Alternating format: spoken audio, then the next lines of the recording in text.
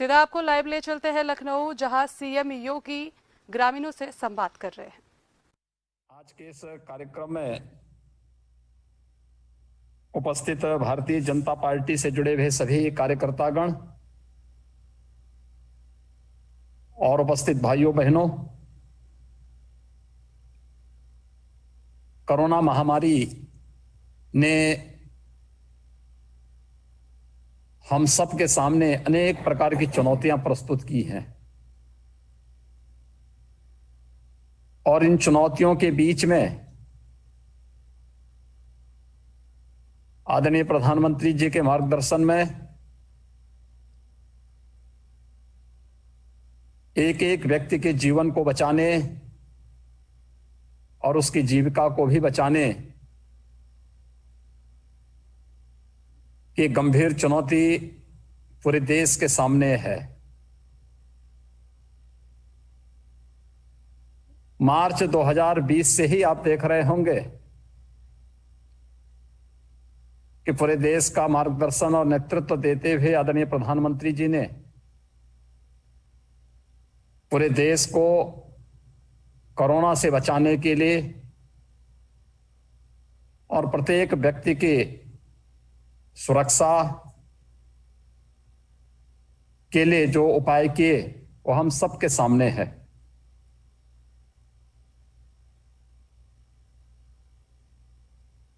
Corona के इन दोनों कालखंड के बीच में आपने इस बात को महसूस किया होगा कि भारत जैसे देश में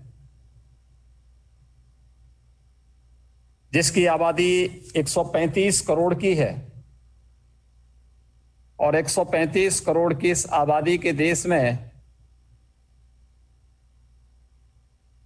भारत के अंदर कोरोना की आहट होते ही देश के लोगों को बचाने के लिए लॉकडाउन की घोषणा,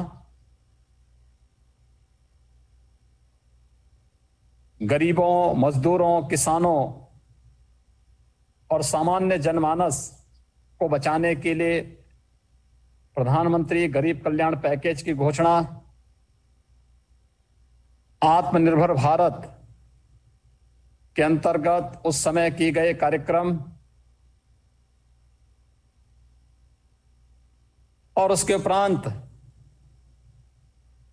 भारत के प्रत्येक नागरिक को सुरक्षा कवच देने के लिए 2 वैक्सीन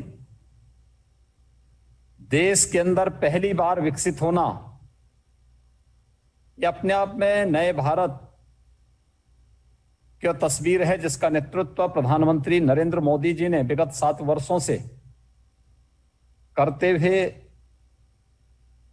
पूरे देश को एक नई सोच के साथ, एक नई स्फूर्ति के साथ आगे बढ़ाने का कार्य किया है। बंधुओं, हम सबको ये नहीं भूलना चाहिए कि 2014 में जब प्रधानमंत्री मोदी जी ने देश की बागडोर संभाली थी, तब विरासत में एक ऐसा भारत मिला था जो अंदर से पूरी तरह जर्जर हो चुका था। आतंकवाद, अलगाववाद, भ्रष्टाचार चरम पर था। जातीय हिंसा, दंगे ये देश के अंदर आम बात थी। विकास कुछ चंद लोगों तक सीमित रह गया था और देश के अंदर एक प्रकार की अराजकता की सी स्थिति थी, लोगों में अविश्वास की सी स्थिति थी। अंतर्राष्ट्रीय मंच पर भारत का कोई सम्मान नहीं बच पाया था और उन स्थितियों में भारत का नेतृत्व से नरेंद्र मोदी जी के हाथों में आया तो देखते ही देखते उन्होंने इस देश की तकदीर और तस्वीर बदल करके एक नए भारत के रूप में हम सबके सामने प्रस्तुत किया। प्रधानमंत्री बनने के पहले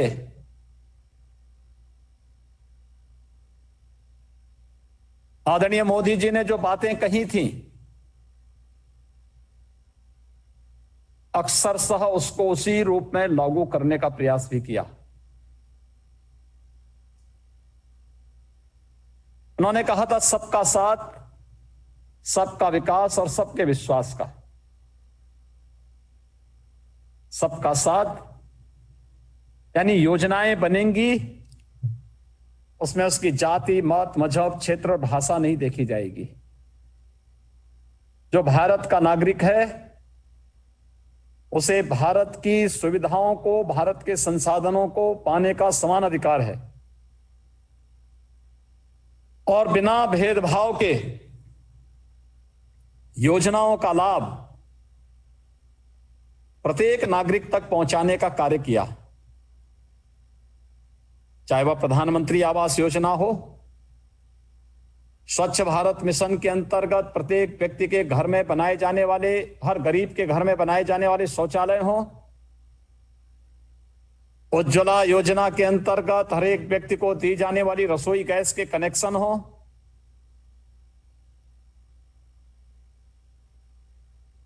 या फिर प्रत्येक नागरिक के लिए ग्राम ज्योति योजना के अंतर्गत विद्युत की सुविधा उपलब्ध करवाने का कार्यक्रम बिना भेदभाव के प्रत्येक नागरिक तक इन योजनाओं का लाभ पहुंचा।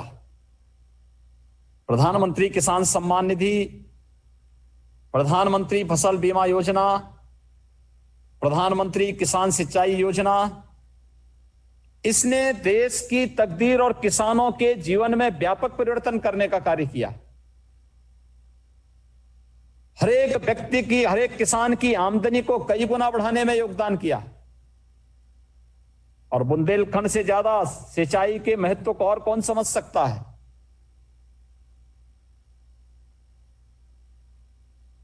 हर घर नल की योजना जो बुंदेलखंड में अब लागू की जा रही है, जिसमें हर जनपद में बुंदेलखंड में कार्य प्रारंभ हुआ है, ये प्रधानमंत्री मोदी जी की दूरदर्शिता और प्रत्येक नागरिक के प्रति, उसकी पीड़ा के प्रति उनकी संवेदना को प्रदर्शित करने वाली योजनाएं हैं।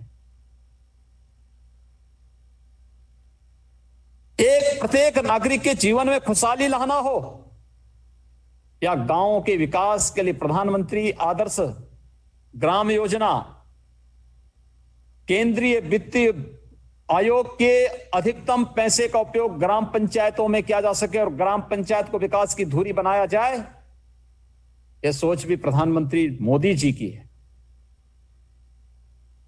गांव में चल रहे विकास के कार्यक्रम, सामुदायिक शौचालय हो, पंचायत भवन और ग्राम सचिवालय के निर्माण का हो, कॉमन सर्विस सेंटर के माध्यम से गांव गांव को तकनीक से भरपूर करके हर गांव में बैंकिंग कॉरेस्पॉन्डेंट सखी को बिठाने का कार्यक्रम हो, ये प्रधानमंत्री मोदी जी की सोच का परिणाम है। देश के अंदर इंफ्रास्ट्रक्चर डेवलपमेंट के लिए भी जो कार्य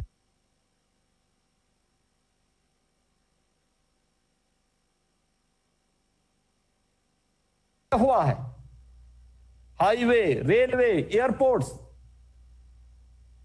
एक हवाई चप्पल पहनने वाला भी हवाई जहाज की यात्रा कर सकता है, इस परिकल्पना को साकार किया है श्री नरेंद्र मोदी जी ने। हाईवे का निर्माण भी बृहद स्तर पर हो, क्योंकि इंफ्रास्ट्रक्चर देश की अर्थव्यवस्था को एक नई जान फूंकने और हर एक नागरिक को रोजगार के साथ साथ उसके जीवन में व्यापक बदलाव के माध्यम बनने वाले हैं।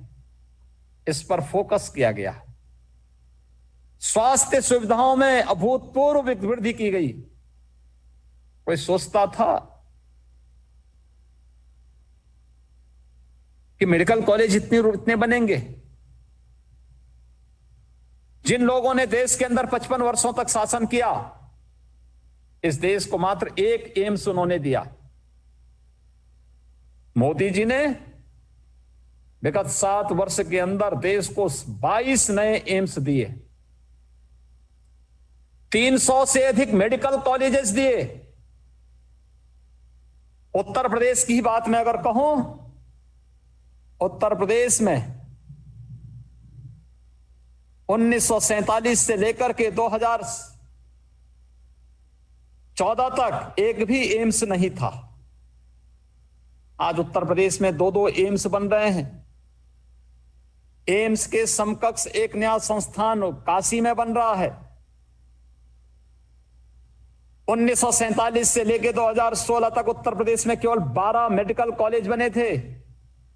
आज उत्तर प्रदेश में विगत 4 वर्ष के दौरान हम लोगों के द्वारा 30 नए मेडिकल कॉलेज बनाए जा रहे हैं।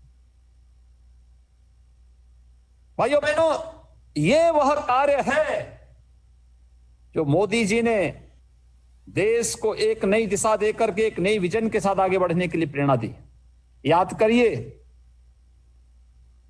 जब प्रधानमंत्री मोदी जी ने प्रत्येक व्यक्ति के बैंक अकाउंट को खोल करके जनधन योजना चलाई थी, कोई सोचता था उस समय कि जनधन अकाउंट से क्या होगा? लेकिन टेक्नोलॉजी कैसे उपयोगी